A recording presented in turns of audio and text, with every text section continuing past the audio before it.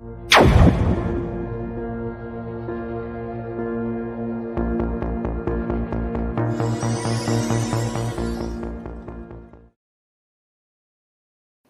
from the Asian Productivity Organization, Tokyo.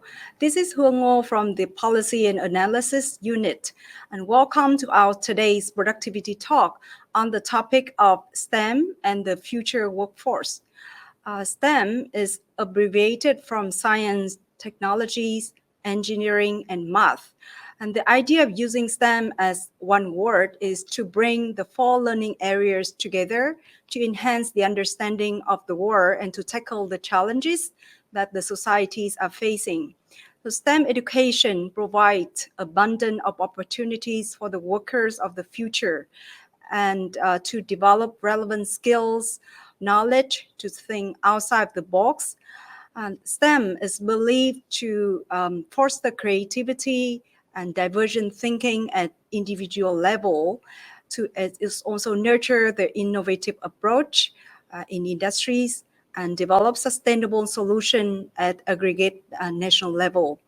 So as technology advances at unprecedented paces, the concern about how to achieve higher productivity and economic growth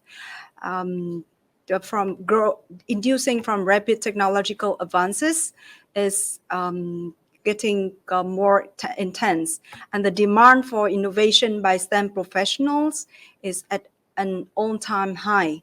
In this talk, we will be delving into the discussion on how STEM is supporting national productivity and the workforce of the future. And we're pleased to have with us Professor Sukalaya Sawang, Associate Dean at Faculty of Business and Law, Coventry University, UK, to share some highlights on the topic. And thank you, Professor Sawang, to join us. Professor Sawang has rich experience in academic and corporate trainings, industrial consultancy in area of innovation and entrepreneurship. Currently, she's also serving as adjunct professor in business school at Queensland University of Technologies, Australia, and Chulalongkorn University of Thailand. Prior to her current position, she was serving as the Director of Research Internationalization at University of Leicester, UK. And she has been associating with a lot of activities of the APO. And Dr. Sawang, can you highlight to the audience why STEM is so important for the future of work and how does it impact on productivity? Thank you so much, Hung, and hello everyone who watching this presentation. It's a very good topic, and as the introductions that Hung saying that STEM is a very critical and important skills for the future workforce. So today we will talk about why this is STEM and why this is important, particularly for our national productivities, and also how can we increase that STEM skills in our country. So therefore, it will increase our productivities at the national level as well. So let me talk you through all this information today. So, as introduction said, the STEM skills are crucial for productivity's improvement and also economic growth. It has no doubt about it, and that's why science, technology, engineering, math becomes a core in the educations and then become a core skill when we try to recruit people into the market workforce. The STEM graduates are strongly correlated with innovations because they're bringing all the knowledge and the skill in this area, and then they turn to the innovative practice in their workplace. They create something new for our economy, and there are association between the pay of the pay and the use of the STEM skills in the workplace. So what it means that it is showing these skills that help not only about productivities at the national level or even the industry level, but also help in terms of individual level as well in terms of the earnings. So another word means, STEMs are more likely to earn higher.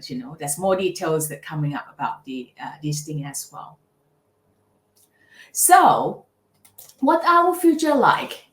Our future is going to require a lot more of the STEM skills. If you're looking at this, the graph here on this diagram here, you can see a big circle blue spot. The bigger it is, it means that we're going to have a lot of the gap in the workforce in that particular occupation or that particular area. For example, we're going to need a lot more engineer in the future. And you can see that it's a bigger blue dot means we're going to need more, and they're going to be, a lot of vacancy in that kind of career as well, in terms of the IT, in terms of the scientists, in terms of the technicians. Interestingly, also there's a smaller blue dot. It's like environmental scientists, for example, also become a trend as well. So in 7 million current jobs in the future may be displaced by the shift of division of the labor between the human, machines, and algorithms. We talk about the AI at the moment. We're talking about, how machines and robots and the AI will replace, our workforce. Yes, but it doesn't mean that human will no longer have no job. We will be required to upskill, and that's why STEM become more important in order to upskill and fulfill the job market in the future. So it says that in the future, a lot more jobs that will emerge as well, right? So what kind of job that wouldn't exist in 20 years ago, but then in the next 20 years ago, there will be a lot more popular. For example, autonomous electric car engineers. So it's not just about electrical engineer. It's not about mechanical engineers anymore. We know that all these typical engineers out there and still high demand this day. But in the future, it will be more tailored into autonomous electric cars, a green power creator, automated robot system repairer. You got the robot, someone have to look after the robot. So nonetheless, we all require to work at some point, but we need the STEM skills to be able to cope with the new technology, new machines and robot as well. 3D printing engineers, we know the 3D printing is coming, but we need the engineers to actually advance that technology as well. Drone technicians. You see a lot of country now, we use drone in all kinds of industry sector, even real estate agent, hospitality, food, transportation, logistic. So it's going to be in 2030, you're going to see drone as a part of our life and also as a part of our career as well. Biotech engineers, that also something that will be we will need more skills in that area as well. Space exploration, so future farmers. So it's not about farmers, or it's not just the farmer. It's going to be a future farmers or smart farmers that will use all kind of innovations that come out from the STEM as well. This one, AR and VR, this is a perfect timing when we just, a few weeks ago when, Mark Zuckerberg just relaunched the company with the Meta, and then he's going to go into this metaverse. And you can see the trend is coming is the AR technology, the VR technology is going to be enhancing. So we're going to need that skills to cope up with that, the new innovative design and how to integrate into our life. Scientific ethicists. This one, once the technology is growing, the STEM is growing, we need someone to make sure that STEM is actually integrate well with a part of a human life as well. So we need this kind of role. So it's quite interesting. In the future, we're going to have a variety of jobs that we never seen it before. And that's why we need to be able to equip our workforce with these skills to be ready for the future jobs that coming us. So what is the current view look like for the STEM? So in general, the STEM workforce is less diverse than the wider workforce. So if you look at in general, in all kind of countries, most likely, we're going to have more men that actually study or graduate from the STEM, and therefore, it's really going to impact on the actual workforce. So therefore, we have more men in the workforce as well. So if you're looking at the general workforce, you kind of have almost equal 50-50, more or less between men and women. But when you look at the STEM particularly, it's more heavily toward men. And the people from more privileged backgrounds are represented in the STEMs or life science workforce as well. We're going to talk more details. Why would that be the case, and how can we solve that, or minimize that gap? And also there's intersectional barriers continue from STEM education into the workforce. What does it mean is that from the school or the college or university, there are also some barriers that actually, even though you graduate from the STEM, it's hard to actually work in the workforce, particularly if you're a female, for example, because the working environments and some policies is kind of disadvantage certain people. They might not provide a flexible working hours or might, not kind of cater the environments that will get female who graduate from STEM to feel comfortable or to be grow and shine in that kind of workforce as well. So that is the intersectional barriers that we are talking about. And also there in the STEM, as you can see, the data that I show there is also inequity between male and female anyway. But also with the COVID, it making worse. It's not just about a gender that's become an issue. It's become about the fundings and the contracts. People who graduate from STEM, they are more likely to get a contract base rather than to get a permanent position, regardless male or female, right? Because of the COVID, the organization cannot afford or whatsoever, then instead of permanent position, they're based on contract. Because the short-term funding as well, there's not a lot of money that flowing to hire researchers, scientists, engineers, and so forth. And then because of that, COVID also impact on the opportunity to progress in their career, and then offered redundancy for the STEM workforce as well, and impact on the income as well. So it's going to be a slow growing the STEM career just because of the pandemic. I'm not saying that any other occupation wouldn't be, but I think STEM is hit hard because when you shrink this workforce, you also slow down your national innovations and national economic growth as well, and then national productivities, because the innovations and the productivities, it kind of being driven mostly from the STEM area, from this innovation, from this creativity. So it's quite worrying, So hopefully all the situations getting better soon and all this. So if you look at this data, it gives you better view.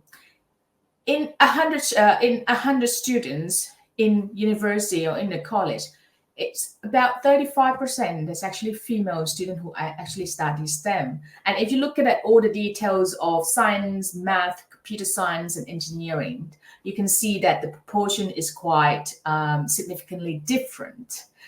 Particularly if you look at computer science and also the engineer, you can see the blue line is the men and the yellow kind of orange is the female. You see the gap is quite significantly different compared to science and the math. It's still not too bad. Yeah. And if you look a bit further, that is a number of students and how many actually can graduate in there. Again, pink is women and green is men. You can see at the bar, it's significantly a big gap there. And it's not just only 1 year, it's the same story across many years. So that is something that we have to think about. So these impact on the number of women in the STEM workforce, because if you're looking at in all kind of STEM workforce, engineers, scientists, technician or IT, you can see all of this data here. You can see that Yeah, in some the proportion of the women is kind of growing a bit. Yeah, but nonetheless, it's still far less than men across this occupation. And then we're looking at income. Let's say women can go through the college and graduate from the STEM. Yep, now let's get into the workforce. That should be the good story, isn't it? It's a happy ending. Now we can push all the female from STEM into the workforce. But if you're looking at this one here, yes, they are in the workforce, but in terms of the earning, in terms of the income, they still have a gap there as well, you know, between men and women. If you're looking at the triangle here is the female STEM full-time, and you compare with the square green in on the top there is a male's STEM full-time. So you can see that, you know, across all the age, the older you are, the larger gap between male and female. So regardless how long experience you have, you know, the gap become bigger and bigger. It's quite interesting. When you start nearly close, you know, when you start at the younger age, men and women are not that much different. But then along the way, the gap is larger, which is quite interesting as well. So it's even more difficult for female or for women when they actually start having a family, when they start having children and things like that. Why? If you look at this data here, right? Just now we compare just a general STEM female and male, but now we look at the STEM female that have children and no children. Yeah, if you look at children and no children, you can see that, you know, the significant income is actually quite different here between male and female with no children or female with children. So the yellow bar is a female with no children. Yeah, you compare with the blue bar, which is the males, it's also have a gap. When you compare the female with no children, yellow bar, with the pink bar with all female that may have a children as well, then it's that's between female, you know, among the same gender. If you have a children, it's you know, it might a significant impact on your income as well. It could be because you have to take it part-time or something like that. And if you look at the breakdown of the female researcher in Asia Pacific, this is quite interesting. I think it's overall, if you look at the numbers there, more or less, we quite have a lot of countries that have, you know, around 50-50 between men and women researcher. Good news. But a lot of countries on here is still need a little bit of some improvement in terms of the gender equality, in terms of the STEM or scientists. If you look at here, you see Myanmar's. It's got 85% female researcher. You probably scratch your head right now and say, how is that be possible? You know, what did they do? You know, what is a secret recipe here? You know, how can it get 85%, you know, female? That is amazing. Not even in some of the developed countries can reach that figures. So you're probably thinking about the answer right now, right? Well, if this is the live sections, I will go around and get some idea. But anyhow, so if you look at the background, the majority of the population in the country for Myanmar, majority is heavily relied or dominated by the female. So that's first of all, that is kind of a good foundation as well, because you have more female. And therefore, because you have more female, the more female that go into the workforce, and that workforce, particularly in education, there's far more female teacher in all levels in Myanmar. Not only just primary, but also secondary, in college and higher education as well. And because it's more female educators, it's kind of become a role model and influence, younger generations to follow that path. You know, you get a female science teachers, it's kind of inspire them, you know, and they're also female. I want to be like them as well. So therefore, it's kind of the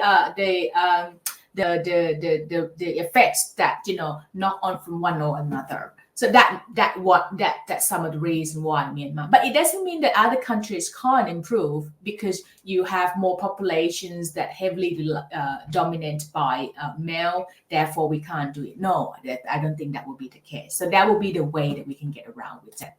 If you look at that overall, the gender gap in science, right? You can see that the pink color is a very critical gap, a very large gap in terms of the science that is, around 70% or more. Overall in the whole world, if you look at the world map here, overall it's about 29 or let's say rounded up 29% for the whole world average, about 29% gap. The Arab states about 40, not too bad. Central Asia, you see where Central Asia in this map here, Central Asia is around 47. It's quite a big gap here. East Asia and the Pacific is rounded up about 23%, not too bad, right? If you look at that, Latin America, Caribbean, 44%. So I think if we are in the Asia Pacific, we are not as bad. Central Asia is quite a little bit more gap in there. So that set the scene. We understand where we are in this region here. So the question would be, we're talking about the STEM. We know the STEM is important and it has a positive impact on our labor productivities and our national productivities and our innovations. And then the story that we see in the current situation that we've seen so far, it sounds like, oh yeah, there's a big gap between our gender. What is that happen? Why is that more men then? First of all, it's about the biology. The idea of the link between the brain size and intelligence was has been the issue in the past. It says that the man has a bigger brain than woman. Don't just disagree with me. This is just in the past, people believe that. But I think now, because we have more and more females in the STEM, they try to prove this scientifically. So the research showed that, look, actually, when we control everything, in terms of the size, the body size and everything, the background and human body, at the end of the day, the brain is the same size, regardless men or women, So it shouldn't be any issue. So therefore, men should be able to learn STEM, science, math, and engineering. Same with women, So I think a lot of time we get that kind of misperceptions about the intelligence of women and men are different, but actually in terms of that, it shouldn't be. Also, the academic preparations kind of prepare boys and girls are slightly different. So girls are heavily focused on writing, focused on literacy, but then boys, they will have a different activities like electricity, mechanic subject, do some experiment and things like that. If you remember the day when you were in the school, and then there will be like a group activities that teacher will let you do something, and oftentimes you see girls will go doing certain activities or certain extracurriculum, and boys will go do something wild, something experiments and things like that. It's more like science based, So I guess that is also built the foundation of boys and girls to get used to with the STEM slightly different as well. Actually, if we actually focus on our foundation in terms of education in STEM, boys and girls, men and women can actually do well in the STEM course. So we just need to looking at more closely. Yeah. Attitudes is also important. Just like I mentioned before, the early experience of the learning, it formed the attitude for the young people. So if girls hasn't had chance to enjoy science or math, then when they grow up, they might not choose STEM as their major of their study. And also, if you're looking at the textbook, the example of, a great scientist or great mathematicians and things like that, it most likely is portrayed as men or male figures. So girls don't have that connections. Remember the story I'm talking about, Myanmar? Because of Burma, they have more female educators as a role model, and therefore it's kind of inspire young people, particularly young girls, to study in the STEM area. So that's make an impact as well. So role model is very important. Curriculum needs to add a little bit more story of the female scientists, females, mathematician, females, a researcher, female stories in that, and make the classroom is more, a mixed gender between men and women scientists, men and women's STEM's experts. So therefore, boys and girls will have that kind of inspiration to do the STEM study as well. We can manage the work and we can manage the professional sides of things, but then in the guy's mind, we are still a girl. You get that in class a lot, in class from a few people. So this is some of the expression from girls in the class, about gender inequality, not only between boys and girls, but also from the curriculum and from the environment of the classroom. So it's very interesting when we ask children to draw a scientist. Yeah, you can see that most of the students, 2/3, most of the students will draw a scientific figures look like a man, rather than with a long hair, with the ponytail or whatever, is more like a girl. So there is a gender bias and stereotyping in terms of STEM's skills and people who can study STEM and who can graduate and be in the workforce. So all in all, the summary of the barriers that observe in girls engaging in STEM is first is fear of the failure and the lack of confidence. Where is that coming from? It's come from a younger age. In the classroom, they didn't get exposure. They didn't see the example role model that related to them, so they feel less confidence, right? And there's no relevance in terms of, the teachers is also men, everything around me is not thing that I can relate to. So that is kind of a main barrier as well.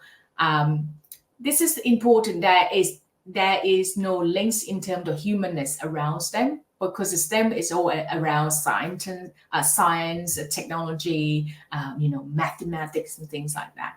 And sometimes as a human nature, and I'm not saying just for girls or for women, we need a little bit of the soft side of it as well, soft knowledge, like arts and things like that. So we need to integrate that somehow to make STEM is a bit more human in that kind of sense. And sometimes their lack of support in the STEM pathway maybe come from parents and family. Maybe they're saying, well, you're girls, why you want to study engineer? I don't want you to go into the oil rig, to become, an engineer on the side and things like that. It could be as well. So that understanding needs to be changed a little bit. Misconception and stereotypes that I explained before around the ability to study STEMs and to graduate, and also in the workforce as well. Because in the workforce, if the work policy doesn't really support the STEM female, then regardless how many STEM female graduate, they realize that they can't survive in the workforce, then they're not going to go into that study so hard and then get out and don't have any proper organization that can look after them, isn't it? Lack of funds, remember, I'm talking about that. That's important. Role models and also the culture, and also around the clarity of the careers, the progression path for male and female, so that kind of thing. So if you're looking at here, this is a real interview saying that being a female is difficult for any gender to be out of science. It's hard to keep up. You fall out of the social network. keeping up appearance is important. I took 6 months off, and then people who have a family sometimes are seen as the worst scientists. That is heartbreaking when you hear someone say that. And I think the person who feel that their heart also broken already, isn't it? Because they also work as hard as the same with the male or with other female that's not have children. So you see that the dilemma of the female STEM is not only about the gender, but also the family status. They're already female, but it follows if they're female scientists and then they have kids or they're pregnant and things like that. So it's quite tough. It's quite tough, isn't it? But it's not possible. It's not impossible to do something about it, to make sure that we have what is called the inclusive STEM career, by engaging. And it's not only male, female, but also people from the underprivileged community or family, that they can have a chance to enter into the STEM skills, so they have a chance to contribute to the national, productivity, and also improve their own life and well-beings through the job that they do as well. Okay, so how can we do that? How can we make this more inclusive? Because we need this skill in the future. It is critical. We need more people, and we can't just have a certain group that doing this skills, because still we need more. So what is the role of the government agency here? So we can looking at let's say if the country have a science technology committee or science technology council or something like that, it might be chaired by a prime minister. So it gives the signal that this is a very important agenda, so make sure that it lead on with responsibility to lead on the equality, diversity, and inclusion agenda into that as well. Just the same way when we do SDG goal, we make sure that the EDA is a part of it. In terms of strategy, make sure that at that government level, or if your country have the science technology departments or sections or unit, make sure that the strategy review across all the agency and make sure that it's related to the STEM workforce. Public and private organization can form or co-fund employers coalitions in terms of the STEM diversity to address the structure inequity. So if we can form a network and showcase which organization or which agency that have some good practice around this that we can share with other organization, and that might be the way to go as well. So try to make sure that we include all kinds of genders, all kinds of levels of people into the committee, and that will be the great way to go. Remember, I talk about STEMs. It's start from the foundation of your learning. It's not start from a university though. So to make sure we have sufficient skills in the STEM, it can't be just focused in the higher education. It starts from the early learning stage, from the school, from the community. I know that nowadays, all kids start learning coding. I see like all the primary schools start having coding. That is great.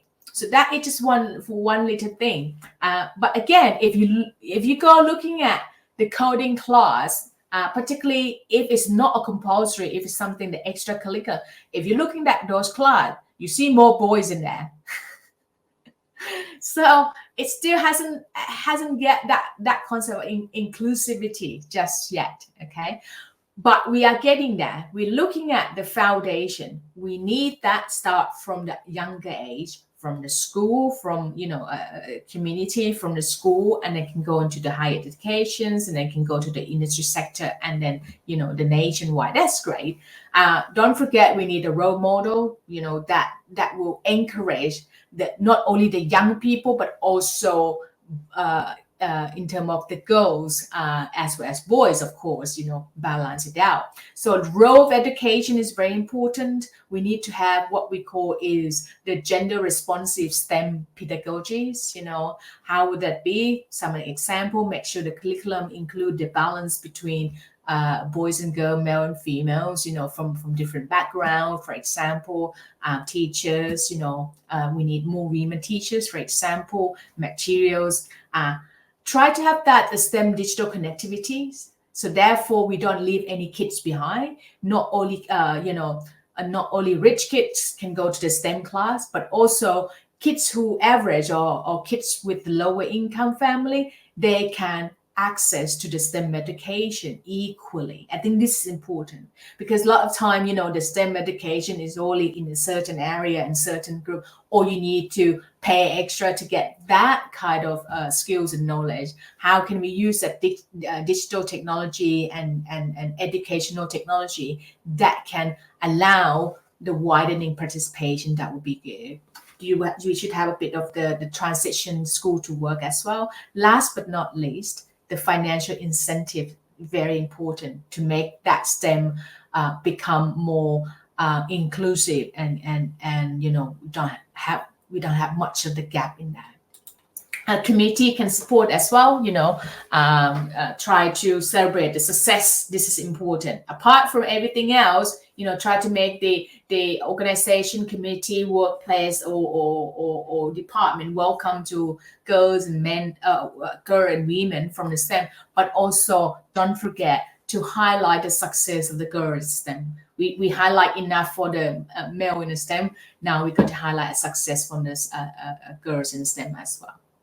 So hopefully, we all here, we all have the same goals. It's to move our national productivity, our productivity into the higher level.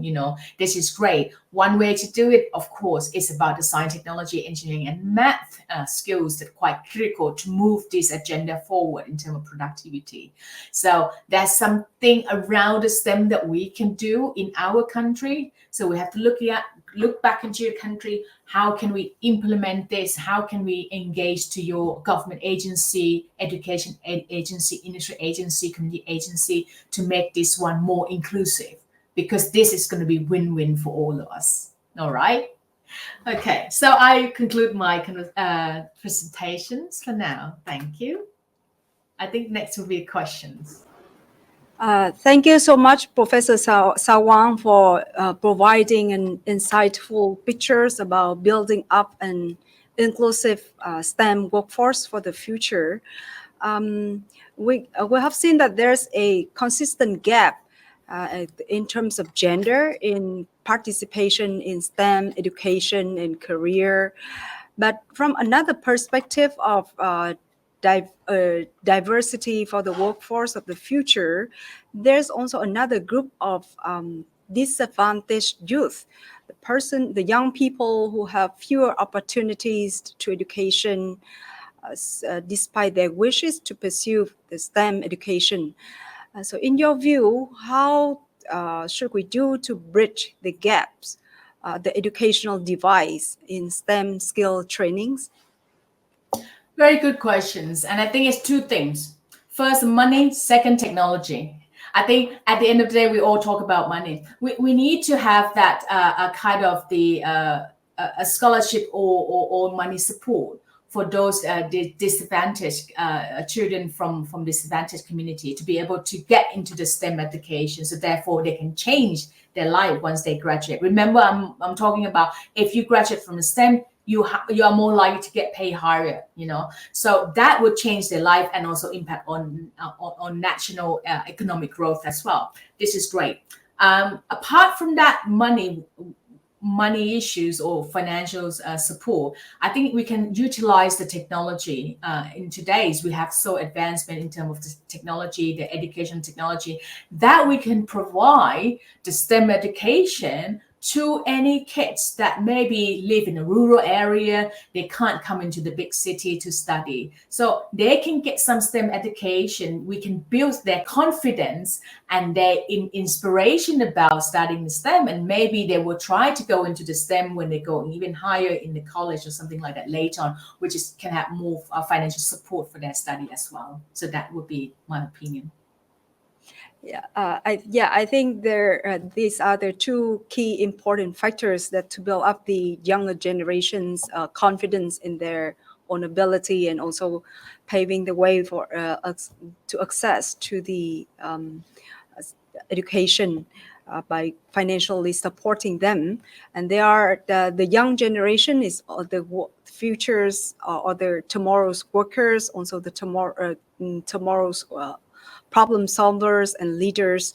So touching upon that, can you give us a few examples of policy initiative that help to engage more the young people in STEM careers and STEM education?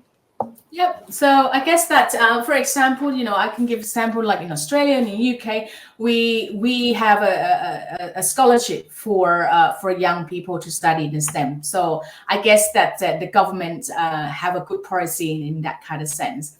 And also we have a dedicated STEM education award, for female or for young people, young kids, young girls as well, to actually highlight the success of their achievements.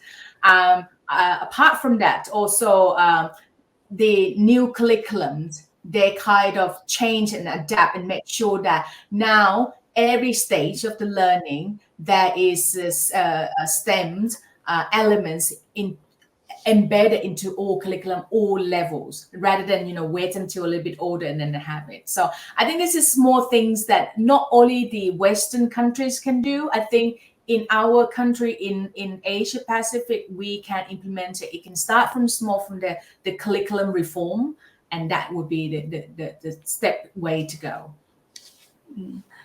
Right, but talking about, like, we have been talking that STEM would enhance national productivity and individual productivity as well.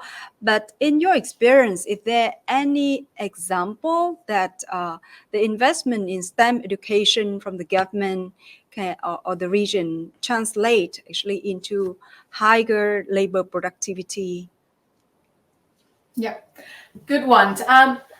I can assure you, I don't have the data right now, but I had it before. If you go and look at all the data, so if you look in the correlations, the country has more STEM graduates, right? And it has a positive link to the innovations of the country, the innovation level of the countries.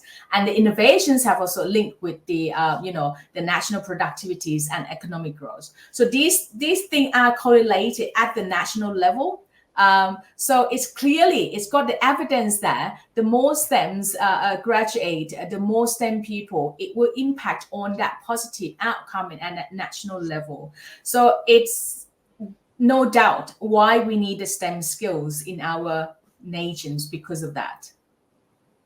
Right. So in your view, is STEM is actually inducing like higher innovation for countries, and is at the end of the day will the bottom line is still innovation-led productivity growth for the nation. But in your example is all about the Westerners or the Western countries who are investing in STEM. But for the Asia Pacific, what are the main challenges in pursuing STEM education in this country? Because we all know that the background, the culture, and also the economic growth are quite different. Yes, I think that, as I mentioned before, we can start from the curriculum reform for the school first. Because at the moment, I think in many countries in Asia, there is two educational system. One is public and one is private. And the private education, that's why they have fundings or whatever it is. So they already embedded STEM. They make sure that the kids can learn this in the early age and then form their inspiration. That's great. What we need to looking at is the public educations where it's owned and funded by the governments. and this is something that we need to looking at, and then start it from here. The government and the education agency at the top needs to reform this and highlight this. Even though you're from a public educations, you are not far less to get the STEM education compared to the private. I think that's one of the things, and it's probably it's not going to be enormous investments, but you just need to change that education reform. One way to do that is also try to get more STEM teachers that come out from the college, maybe a funding for people who wants to be a teacher, but then try to inspire them to be a STEM teacher. So therefore you have that teachers that coming back to the public school, and then have more workforce to actually train the young kids in the STEM and then feed it upward again. So I think that can be done in the Asian context. Okay, so it's like renovating the curriculum and providing like more teacher in STEM would be the good start. But so to narrow the STEM skill gap in this country that are lagging behind in terms of STEM education, what is the common starting point in your point of view, aside from these curriculum and STEM teachers workforce? Okay, so I think the starting point, to be honest, it's got to be a top down, particularly in our context, in our Asian region. We got to get the buy-in from the top, and that's why we're talking about the government agency needs to have a specific agenda to say something about this. At one point, I think it's about 10-20 years ago, we talk about innovations, and then government agenda has that keyword in the country agenda or in the country roadmap, and then everyone else underneath that try to embed that innovation as a part of every strategy in every level, educations or industry and things like that. I think now we got to get the buy-in from the top in your own country, at least to get that one written in there, in the roadmap, in the national strategy, in that kind of that line there. Once we get that buy-in from the top there, and then all other sectors will try to translate that, how to make it work, how to embed the STEM into all kinds of activities that we do. And I think that will be the starting point. Right. So talking about that, is there any national human capital strategy or national economic plan that you have came across with that integrated STEM as a component? I mean, from the real practical example point of view. Yeah. So for example, like in UK, that they will have the plans that this is the we are planned to develop our humans skills or our workforce skills in, let's say, in the next 10 years. So the government have a plans, and then this plan, it can be embedded into the higher education's strategy. Because higher educations is the one who is the final stations to actually train the people and then feed it out to the workforce. So the way they train it, whatever they train, it has to link into the government strategy. So the government strategy is saying that we need in 2030, we need, to focus on the employability skills, particularly those skills are in STEM. So that is the line that then now every university or every college, when they train the students, or even now we have what we call the apprenticeship program, that we focus on the STEMs. The government get the funding to train the STEM skill or reskill people in the workforce already in the STEM skills, and then make sure that we have enough the STEM skills that come out to the workforce, either the brand new skills that come out from the higher education, or the current skills in the industry already, but then we retrain them. So that kind of thing. Right. So it's kind of mix of the top-down approach, and then you can incorporate it into the higher education policy or plan. Then that's some example that actually works for some country to boost the STEM workforce. But recently, not quite reason, but it's like we see a lot of STEAM, like STEAM instead of STEM. So why there is a need to integrate arts in STEM?